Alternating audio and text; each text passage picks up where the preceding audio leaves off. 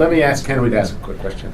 I was very pleased to see in your bill that after 20 years, you were going to give him some money, dedicated staff.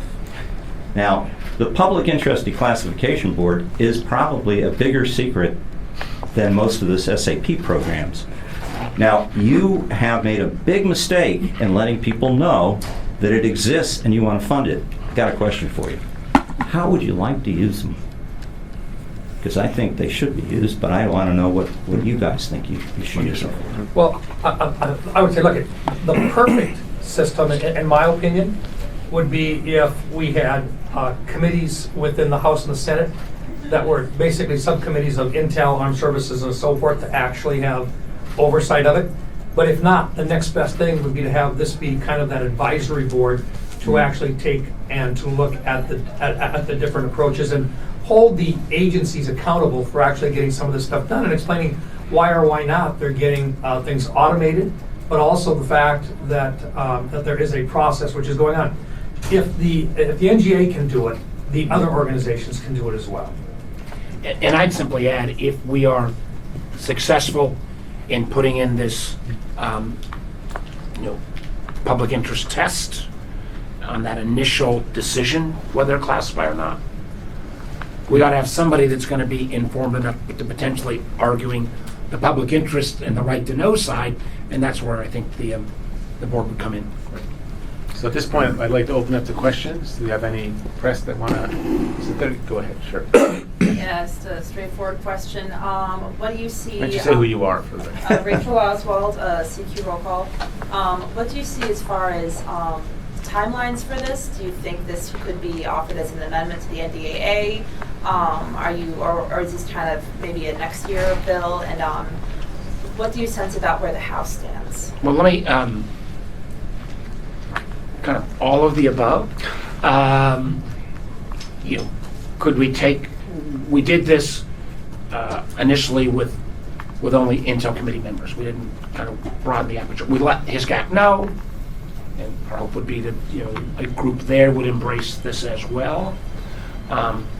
We've not done a major socialization with the House yet, but we know there are a large cohort of people who are interested in this issue, and whether it got in total attached or whether we got pieces of this that went into the NDAA or the Intel Authorization Act, we're actively working. At least what I've got some jurisdiction over, the Intel Authorization Act, are the component parts that we can put in. But part of this, again, let me be honest enough to argue that some of this stuff, whether the public interest test and or the notion of a penalty for an agency for overclassification, I mean, that's going to stir up some controversy.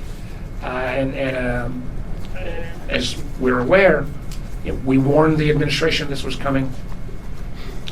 We didn't get their full sign-off, again, I think in a very bipartisan way. Any administration would probably push back on some of this just because they don't want Congress messing with this. But the idea that the status quo is working, and I give Director Haynes credit for calling out the problem. Yeah, look, I'm going to agree with the chairman, and I would suggest one thing, though. I think we have to socialize this, not just with the House members, but I think we're going to have a lot of Senate members that are going to want to learn more about it. And then I think we're going to have to go back in and answer questions. And I can see where this is a starting point, but we're going to have an opportunity to make modifications to it.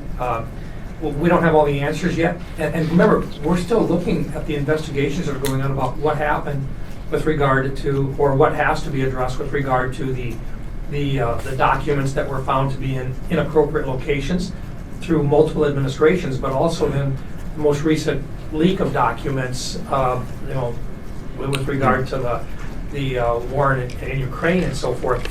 Those are all items that will help improve this particular process. So, yeah, it'd be great to be able to include it, but I'd rather do it right. If it takes a full year to get it done, so be it. So I know the center's tight for leaving, but I'll take one more question. I'm Mike Brundage from the University of Maryland, Applied Research Lab for Intelligence and Security. So I have a question about declassification tools. So you obviously referenced the Conga effort with NGA. There's been other efforts with things like using natural language processing or artificial intelligence to improve declassification coming from DOE. UT, ARL had some work. We actually even have some work as well. So it actually hits on Harvey's question related to coordination. So how can we coordinate kind of these individual efforts that are going on across the government and bring them together to have lessons learned, even improve more research in the future, and then also help with acquisition and implementation? That's classified. A good way of putting it, I like that, yeah. Yeah, we're gonna need your help. I mean, you know, everybody in this room, including Mike, is probably a bigger expertise than I have in this area. Third grade level. So, Third you grade know, level. how we get it right, and we need your input. You know, we are bringing in next week some of the, you know, the senior most AI leaders to talk with the Intel community's leadership, not their tech people, but their leadership. Part of that will be this kind of question. You know, how can we use these tools?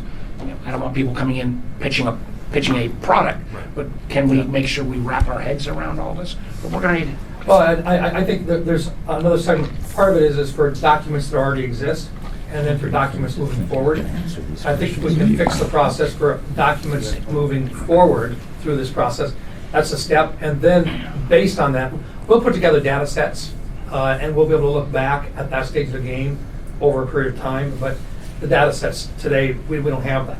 And so I think, you know, let's be honest, we have to build that. And it will take a number of different organizations that fill in the data sets on existing ones moving forward, and then we can start to fill in behind. And for historians, I think that's going to be critical. But moving from this point forward is critical for our operational needs within the Senate and the House. And I guess, and I'll take one more question, but I know I got people on the section. But one of the things that's been a learning lesson for me on how this is going to be a bit of a slog is the security clearance reform.